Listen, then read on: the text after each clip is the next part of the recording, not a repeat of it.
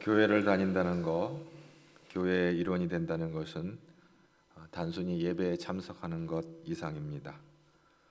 우리가 예수 그리스도를 구세주와 주인으로 나의 왕으로 고백하는 순간 우리는 그리스도의 몸된 교회의 일원이 됩니다. 그리고 우리는 영적 가족으로 한 형제와 한 자매로서 한 가족이 되어지는 것입니다. 하나님은 우리와 인격적이고 진실한 관계를 맺으시고 교제하시는 것입니다. 우리는 그리스도 안에서 한 가족이 되어지고 믿음 안에서 형제자매들과 함께 하게 되는 것입니다. 하나님이 우리의 아버지가 되시기 때문에 그렇습니다. 오늘 시편 133편은 아주 짧지만 우리가 따라야 될 공동체의 아름다운 모습을 노래하고 있습니다. 우리가 1절 말씀을 다 같이 함께 봅니다. 보라, 형제가 연합하여 동거함이 어찌 그리 선하고 아름다운고. 세번역 성경은 그 얼마나 아름답고 즐거운가, 형제자매가 어울려서 함께 사는 모습, 이렇게 번역을 하고 있습니다. 성경에서는 혼자서만 생활하는 크리스찬이 가능하다고 가르치는 내용이 없고요, 믿음의 사람들은, 그리스도인들은 언제나 공동체의 일원이라는 것을 가르칩니다.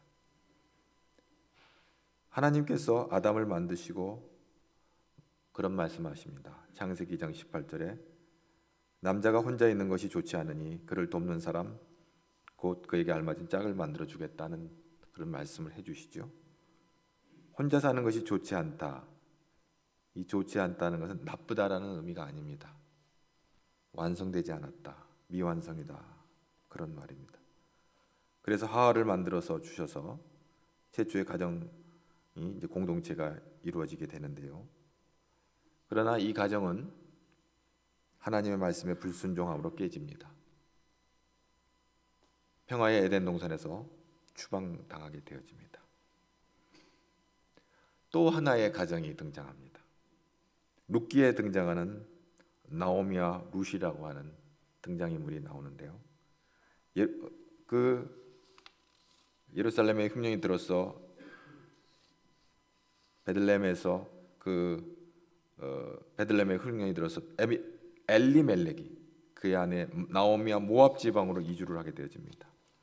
룻기 1장 2절 말씀 한번 보겠습니다.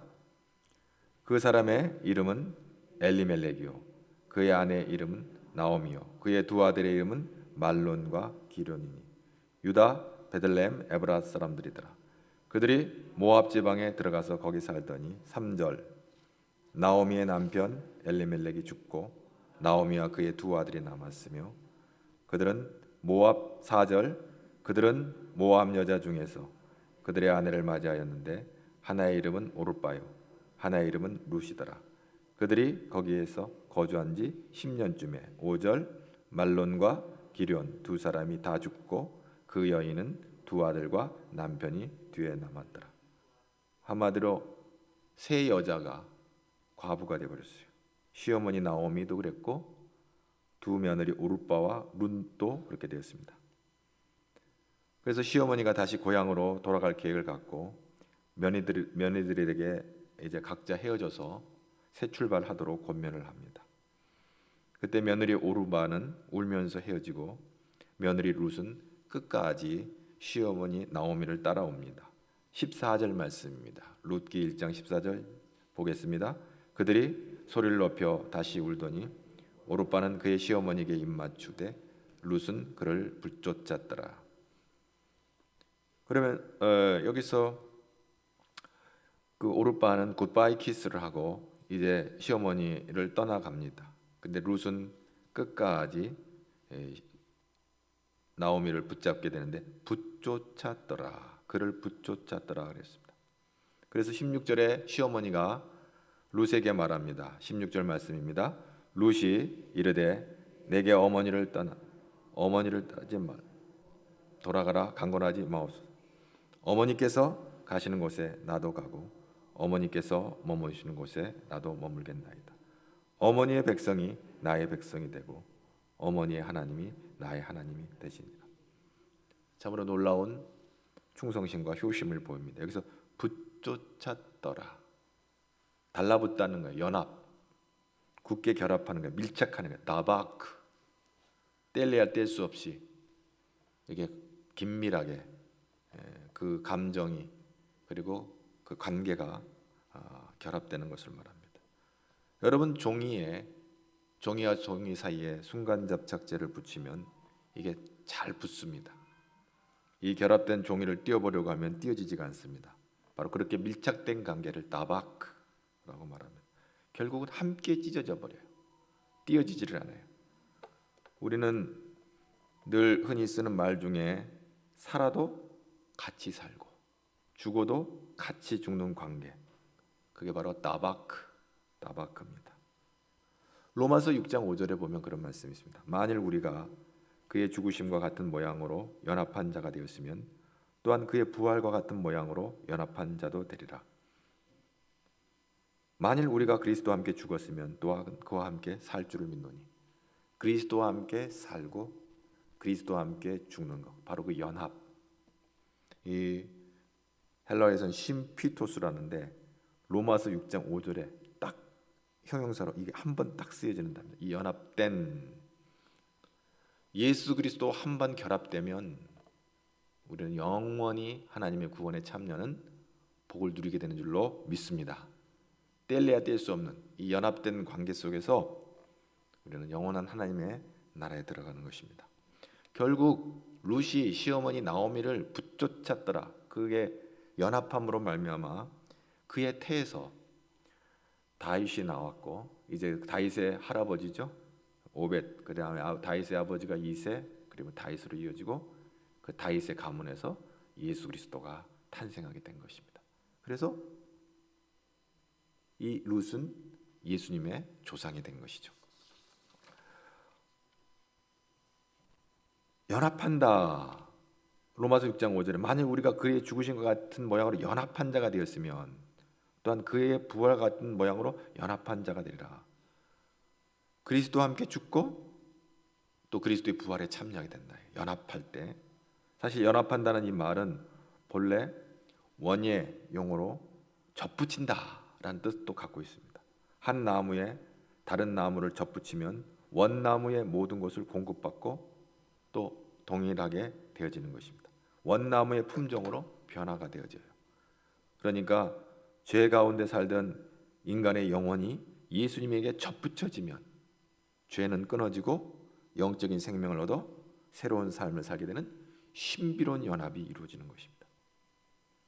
성경에 보면 이와 같은 신비로운 연합에 대해서 비유의 말씀으로 요한복음 15장의 포도나무 비유를 통해서 그렇게 말씀하십니다. 예수님은 포도나무, 우리는 그의 가지. 그래서 가지가 붙어 있으므로 포도나무에서 양분과 수분을 공급받아서 열매를 맺게 된다 하는 비유죠. 요한복음 15장 4절 5절에 내 안에 거하라, 나도 너희 안에 거하리라. 연합. 가지가 포도나무에 붙어 있지 아니하면 스스로 열매를 맺을 수가 없음 같이 너희도 내 안에 있지 아니하면 그러하리라. 나는 포도나무요 너희는 가지라. 그가 내 안에 내가 그 안에 거하면 사람이 열매를 많이 맺나니 나를 떠나서는 너희가 아무것도 할 수 없습니다. 연합되었을 때만이 열매를 맺게 되는 것입니다. 떨어지게 되면 아무것도 할 수가 없다. 시편 1편에 나오는 시냇가에 심겨진 나무 이야기가 나옵니다. 나무가에 심겨지기 때문에 이 나무가가 이제 시냇가에 심겨져 있기 때문에 수분을 흡수하고 잎사귀가 푸르고 열매를 맺죠. 시편 1편 3절에 그는 시냇가에 심은 나무가 철을 따라 열매를 맺으며 그 잎사귀가 마르지 아니함 같으니 그가 하는 모든 일이 다 형통하리로다. 시냇가에 심은 나무가 철 따라 열매를 맺는 것 같이 우리가 예수 안에 있으면 예수님 안에서 풍성한 생명의 열매를 맺게 되는 것입니다. 예수님은 12제자와 함께 이렇게 공동체로 함께 사시면서 3년 동안 공생의 기간 동안 주님께서 사역을 감당하셨습니다. 함께 하셨습니다. 120명의 성도가 예수님이 승천하신 다음에 한 곳에 모여 기도할 때 성령님이 임하심으로 교회가 시작되어집니다. 그래서 오늘 말씀 133편 1절, 우리 구약의 말씀이 신약에서 어떻게 이루어지는지를 묵상하게 되는데요. 133편 1절 한 번 더 볼까요? 보라, 형제가 연합하여 동거함이 어찌 그리 선하고 아름다. 성령이 초대교회 공동체 안에 임할 때 그들이 서로 공개하며 서로 나누며 성령이 강건적으로 역사할 때 모여 예배하고 기도하고 찬양하면서 연약한 자들 돕고 구제하고 섬기며 아름다운 신앙의 공동체가 탄생하게 된 거예요. 이 시편 133편의 1절의 비전이 초대교회 사도행전 2장의 성령이 임하심으로 형제가 동거하여 아름다운 그 믿음의 공동체가 탄생을 하게 되어집니다. 여러분, 여기서 형제가 연합하여 동거하면 어찌 그리 선하고 토부, 이 토부라는 단어는 하나님께서 천지 만물을 창조하시고 보시기에 토부하셨다 그랬어요. 좋았더라. 뿐만 아니라 아담과 하와를 빚으신 다음에 보시기에 좋았더라. 세상 만물을 창조하신 다음에 보시기에 토부하였더라 그랬습니다. 오늘 형제가 연합하며 동거하는 것이 하나님 보시기에 선한 일입니다. 그것이 바로 초대교회 그리스도 기독 교회의 탄생을 통해서 하나님 보시기에 좋은 일이 일어난 것이죠. 그래서 우리가 이 말씀을 보면서 그럼에도 불구하고 형제가 연합하여 동거함이 얼마나 우리 인간의 삶 속에서 쉽지 않은 일인지, 여러분들이 과거 어렸을 때 여러분 한 집안에서 형제 자매가 서로 사이가 좋을 때도 있었지만 어릴 때는 많이 싸웁니다. 형제들끼리도 싸우고 자매들끼리도 싸우고 남자와 여자도 싸웁니다. 아이들은 보통 자신의 욕구와 필요만 생각하기 때문에 어렸을 때는 형제 자매가 서로 경쟁이 돼서 서로 다툼이 일어나기도 하는 것입니다. 그래서 형제 자매로 산다는 것은 여러분이 이 말씀을 볼 때 과연 형제가 연합하여 동거함이 늘 여러분의 경험으로 볼 때는 그렇게 쉽지 않은 거예요. 그러니까 하나님의 놀라운 은혜가 아니면 형제가 연합하여 동거한다는 게 쉬운 일이 아니에요. 사람이 두 사람 이상 모이면 항상 거기에는 생각이 차이가 있으므로 다툼과 분쟁이 일어날 수밖에 없어요. 그런데 어떻게 형제가 연합하여 동거하며 하나님 보시기에 선하고 아름다운 공동체를 만들어갈 수 있는가? 하나님의 은혜가 아니면 이것이 어려운 것을 보게 되어집니다. 이 선하고 아름다운 공동체에 대한 비유가 오늘 2절에 나옵니다. 함께 보겠습니다. 머리에 있는 보배로운 기름이 수염 곧 아론의 수염이 흘러서 그의 옷깃까지 내림을 갖고, 머리에 있는 보배로운 기름. 이 출애굽기 29장에서 제사장을 세울 때 이 모습을 오늘 시편 133편 2절에 인용하고 있는 것입니다. 하나님께서 모세 형인 아론을 제사장으로 세우는데요. 또 그의 자녀들을 이제 대대히 이어가면서 제사장 족속으로 삼으시는데, 출애굽기 29장 7절에 보면 머리에 기름을 부읍니다. 다 이게 제사장 복을 다 갖추고 있는데 머리에 기름을 부어서 이제 제사장으로 세우는 것입니다. 이 기름이라고 하는 것은, 이 올리브 기름은 피부를 부드럽게도 하기도 하고 또 향이 있는 또 기름도 있죠.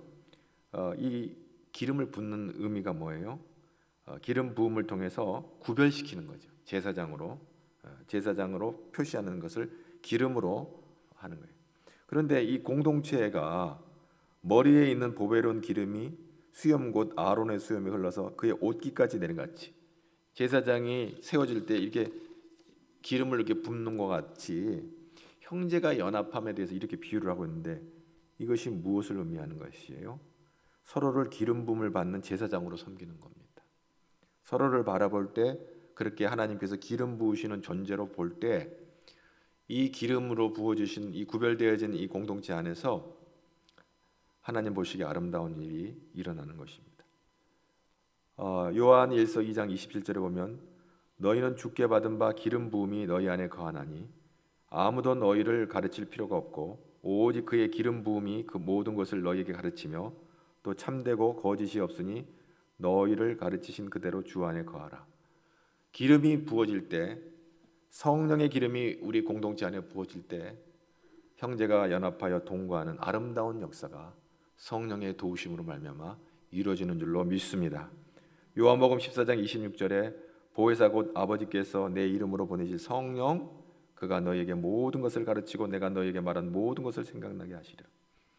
성령께서 우리 공동체 안에 머물면서 우리의 마음을 감동하며 서로 섬기도록 우리의 마음을 움직일 때 우리 공동체는 아름다운 공동체가 되는 것입니다. 그러므로 날마다 우리는 성령님의 그 음성에 귀를 기울이고 성령의 기름 부으심으로 말미암아 서로를 섬겨 나가며 서로를 세우며 하나님의 은혜를 전하며 서로 중보하며 기도하며 그리스도의 구속의 은혜를 세우는 제사장이 될 때 각자가 자기의 자리에서 성령의 기름 부으심을 받은 제사장이 될 때 놀라운 아름다운 하나님의 역사가 공동체 안에 나타나게 될 줄로 믿습니다. 제사장이 하는 것은 제사를 드리는 거예요. 짐승의 제물을 잡아가지고 그 짐승의 제물에다가 죄를 전가시킴으로 죄를 용서받는 구속의 은혜를 입게 되는 것이 바로 제사장이 하는 일이에요. 그러므로 이 공동체 안에 이 제사장의 역할을 함으로 말미암아 이 공동체가 하나님 보시기에 아름다운 공동체가 되는 것입니다. 베드로전서 2장 9절에는 너희가 제사장이다 그랬어요. 너희는 왕 같은 제사장이다 그랬어요. 왕 같은 제사장. 제사장은 제사장인데 왕 같은 제사장이 있어요. 여러분 생각해요. 제사장은 제사장이고 왕은 왕인데 왕 같은 제사장이 있나? 어떤 사람이 왕 같은 제사장이 되나? 딱 한 사람 구약에 등장합니다. 바로 여호야다라고 하는 제사장이 구약에 등장하는데 이 여호야다는 손자들을 죽이고 왕에 오른 아합의 딸이었던 악한 여왕 아달랴, 유다 왕 최초의 여왕이죠. 아달랴. 근데 최초의 여왕이었으면 좀 선했으면 좋았을 뻔했는데 손자들을 다 죽이고 자기 아들이 전쟁에 그 사고로 죽게 된 다음에 그 손자들을 다 죽이고 자기가 자기 아들이 죽은 그 자리를 이어서 왕이 됩니다. 그때 이 여호야다 이 제사장은 그 핏덩어리 그 아들 그 손자죠. 요아스라고 하는 손자를 핏덩어리를 6년 동안 성전에 몰래 숨기고 양육하여서 6년이 지난 다음에 아달랴를 폐위시키고 그 요아스를 왕위에 세웁니다. 이거 굉장히 의미가 있는 얘기예요. 이게 왜 의미가 있냐면 하나님께서 다윗의 가문에게 다윗의 위가 영원할 거라고 말씀했는데 이 바알과 아세라 우상을 섬기는 이 아합의 딸 이 그 아달랴가 이 유대 가문에 시집 와가지고 그만이나 이 다윗의 그 흐름을 끊어버리는 하나님께서 약속하신 이 축복의 그 흐름을 끊어버리려고 하는 그런 아달랴를 이 여호야다가 폐위시키고 다윗의 혈통이 쭉 이어가도록 여호야다가 조력을 했던 것입니다. 역대하 24장 2절 보겠습니다. 24장 2절 함께 보겠습니다. 역대하 24장 2절 말씀을 한번 함께 읽을까요? 시작. 제사장 여호야다가 세상에 사는 모든 날에 요아스가 여호와 보시기에 정직하게 행하였으며 이 요아스가 6살 때 왕이 되는데 그 6살 때 왕이 돼서 뭘 알아요? 여호야다가 하나님을 잘 섬기는 왕이 되도록 여호야다가 사는 날 동안 요아스를 잘 양육하고 그야말로 모사, 카운셀러가 돼서 이 요아스를 왕위에 잘 감당하도록 돕는 일을 합니다. 그래서 여호와 보시기에 정직하게 행했다. 이렇게 했는데 사실 요아스가 여호야다 제사장이 살아있는 동안에는 하나님 보시기에 선한 왕이었지만 여호야다가 죽고 난 다음에는 일탈함으로 말미암아 하나님 앞에 크게 책망을 받는 그런 왕이 바로 요아스입니다. 그러나 하여튼 여호야다가 살아있는 동안에는 요아스가 하나님 앞에 선한 왕으로서의 사명을 감당하도록 도왔습니다. 그래서 역대하 24장 15절과 16절 말씀을 또 봅니다. 여호야다가 나이가 많아 늙어서 죽으니 죽을 때에 130세라 우리가 다윗성 여러 왕의 묘실 중에 장사하였으니 이는 그가 이스라엘과 하나님 그의 성전에 대하여 선을 행하였어. 선을 행하 터브. 왜 터브였냐? 이 제사장으로 130세를 살다가 죽었는데 장례를 치를 때 유일하게 왕의 묘지에 들어간 사람이 바로 이 여호야다입니다. 여러 왕의 묘실 중에 장사됐다. 놀라운 일이에요. 제사장이 왕의 묘지에 들어갔다. 왕 같은 제사장이 된 거예요. 열왕의 묘에 장사된 대접을 받았어요. 굉장히 극진한 대접을 받은, 왕 같은 대접을 받은 거예요. 왜 그래요? 다윗 왕을 세우신 하나님의 뜻을 잘 받들어 섬겨서 그 어린 왕을 세워 하나님을 잘 섬기도록 지도했을 뿐만 아니라 다윗 왕의 계보가 끊어지지 아니하도록 했고, 거기서 이제 예수 그리스도가 다윗의 가문에 예수 그리스도가 나오게 되는 것입니다. 여러분, 우리가 앞에서 룻에 대한 얘기를 했잖아요. 룻이 나오미와 끝까지 함께함으로 말미암아 예수님의 조상이 된 것처럼 오늘 여호야다는 다윗의 왕가가 끊어지지 않도록 조력함으로 말미암아 다윗이 이제 예수님의 조상이 되어지는 것이죠. 그는 왕이 아니었어도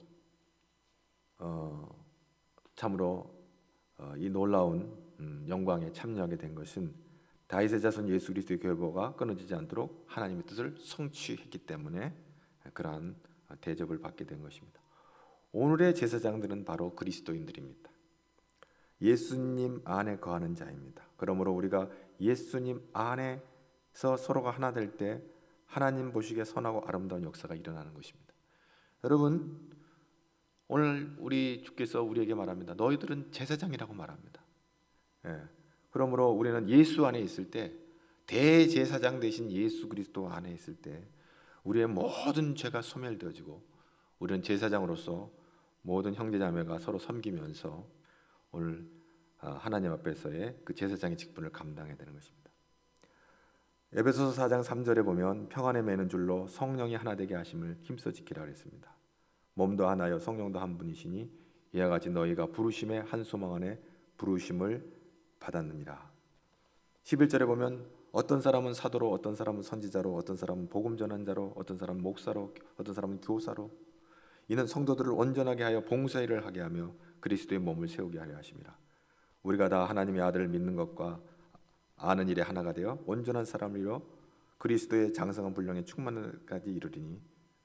그렇습니다. 오늘 우리가 직분자를 세우는 것이 들었습니다. 다 교회를 섬기기 위해서, 교회를 온전하게 하기 위해서 이제 봉사일을 하게 하도록 우리 직분자를 세우는 것입니다. 근데 성령의 기름 부으심에, 이 기름이라고 하는 것이 신약에 와서는 성령을 의미하기도 합니다. 그러니까 이 공동체 안에 성령이 기름 부으실 때 하나님의 선한 일이 이루어지는 것입니다. 가장 하나님의 선한 일이 뭐예요? 오직 성령이 너희에게 임하시면 너희가 권능을 받고 예루살렘과 온 유대와 사마리아와 땅 끝까지 내 증인이다 그랬어요. 예수의 증인이다 그랬어요. 그 사명을 감당하기 위해서 우린 교회라고 하는 이 공동체가 세워져서 이 공동체를 통해서, 이 가디엘 중앙교회를 통해서 하나님의 놀라운 일을 행하는 것입니다. 마태복음 28장 18절에 예수께서 나와 말씀하 이르시되 하늘과 땅의 모든 권세를 내게 주셨으니 너희는 모든 족속으로 제자를 삼고 아버지와 아들과 성령의 이름으로 세례를 베풀라고 명령하신 이 사명을 교회가 감당하는 것입니다. 오늘 성령의 기름 부으심이 있는 이 교회를 통해서 하나님이 이 놀라운 일을 행하시는 것입니다. 할렐루야. 그리고 두 번째 등장하는 것이 있습니다. 성령의 역사 가운데 두 번째 등장하는 3절 말씀을 다 같이 보겠습니다.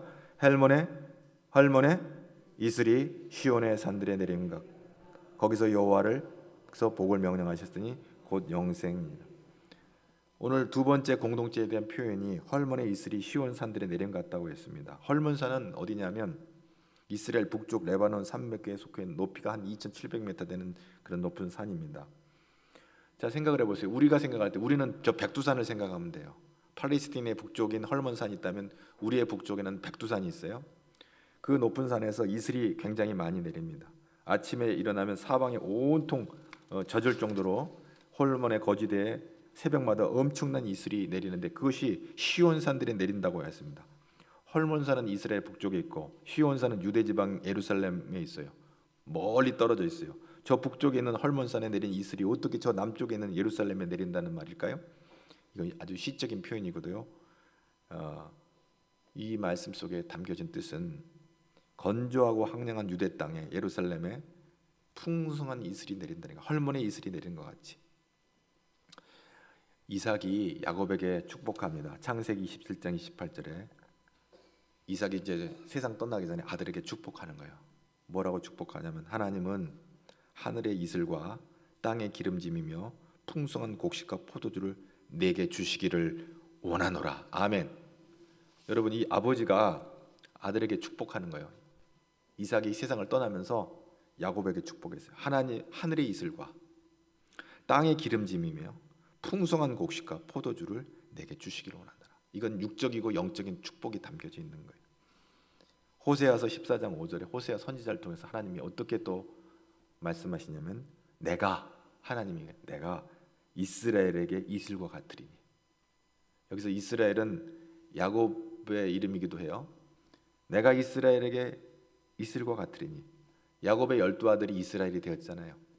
내가 이스라엘에게 이슬과 같으리니 그가 백합화 같이 피겠고 레바논의 백향목 같이 뿌리가 바뀔 것이요 그 가지는 퍼지며 그 아름다운 감람나무 같고 그 향기는 레바논의 백향목 같으리니 그 그늘 아래 거주하는 자가 돌아올지라 그들은 곡식같이 풍성할 것이며 포도나무같이 꽃이 필 것이며 그 향기는 레바논의 포도주 같이 되리라. 이스라엘이 하나님 앞에 불순종함으로 매를 맞고 황폐해지는 이 사막 같은 그런 이스라엘을 향하여서 오늘 하나님은 놀라운 축복을 말씀하고 있습니다. 다시 회복을 말씀하고 있습니다. 내가 이스라엘의 이슬이 될 것이다. 이슬은 뭐예요? 생명을 공급하는 거예요. 시편 이사야 26장 19절에 보면 이런 말씀이 있어요. 놀라운 말씀이에요. 주의 이슬은 빛난 이슬이니 땅이 죽은 자들을 내놓으리라. 생명을 이끄는 거예요. 이슬은. 그래서 신명기 32장 2절에 내 교훈은 비처럼 내리고 내 말은 이슬처럼 맺히나니 주의 말씀이 우리를 살려요. 할렐루야. 주의 말씀이 이슬처럼 내릴 때 사는 거예요. 그래서 스가랴 8장 12절에 평강의 씨앗을 얻을 것이라 포도나무가 열매를 맺으니 땅이 산물을 내며 하늘은 이슬을 내리리니 내가 이 남은 백성으로 이 모든 것을 누리게 하리라. 말씀이 육신이 되어서 인간의 몸을 입으시고 이 땅에 오신 예수 그리스도께서 우리를 살리시는 줄로 믿습니다. 그래서 예수님께서 요한복음 6장에 뭐라고 그랬어요? 누구든지 목마르거든 내게로 와서 마셔라. 누구든지 목마르거든. 이 세상에 가란 영혼들이 있어요.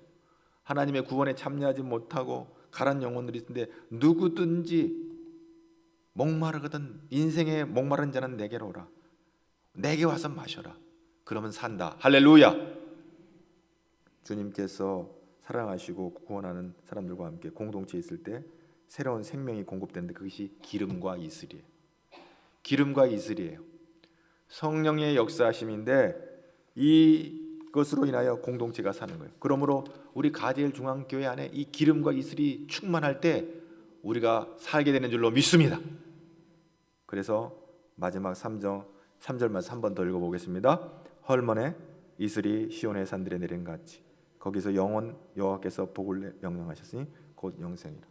헐몬산의 이슬이 거기에서만 머물러 있는 것이 아니라 시온산에 내린 같이 오늘 우리 2000년 지난 오늘 가디엘 중앙교회가 주의 시온산이 되어서 성령의 기름 부으심과 성령의 우리의 목마른 영혼들이 생수의 강같이 흘러넘치는 이 생명의 역사가 나타남으로 우리 가디엘 중앙교회가 하나님의 복된 제단이 되는 거예요.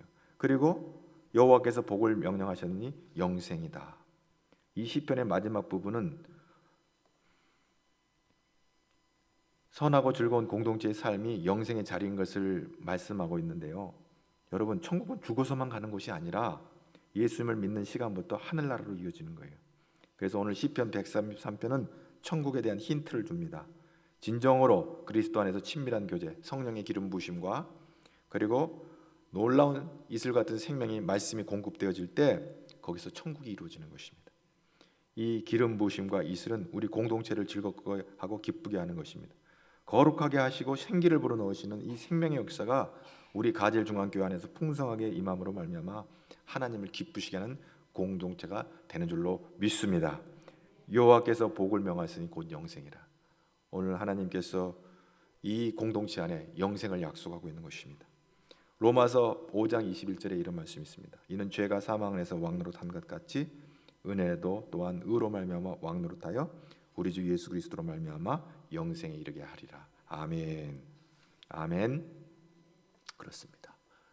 보라, 형제가 연합하여 동감이 어찌 그리 선하고 아름다운가. 우리 가디엘 중앙교회가 우리 모든 믿음의 형제자매들이 얼굴이 다르고 생각이 다르고 출신이 다르고 학벌이 다르고 가진 재산이 다르고 지식의 유무 여러 가지 많은 조건과 환경이 다를지라도 오늘 성령의 기름 부심 안에서 연합함으로 말미암아 하나님의 기름 부심과 헐몬산의 이슬이 공급하며 마른 땅, 거친 땅, 건조한 땅, 거칠어서 늘 다툼과 분쟁이 있는 곳에 이슬이 내림으로 그것이 촉촉하여 수분으로 말미암아 시냇가에 심은 나무가 많은 아름다운 열매를 맺을 철따라 열매를 맺는 것 같이 오늘 우리 가젤 중앙교회가 이 놀라운 하나님의 선한 놀라운 그 사업에 부하며 하나님께 영광 돌리는 귀한 가젤 중앙교회가 되어야 줄로 믿습니다.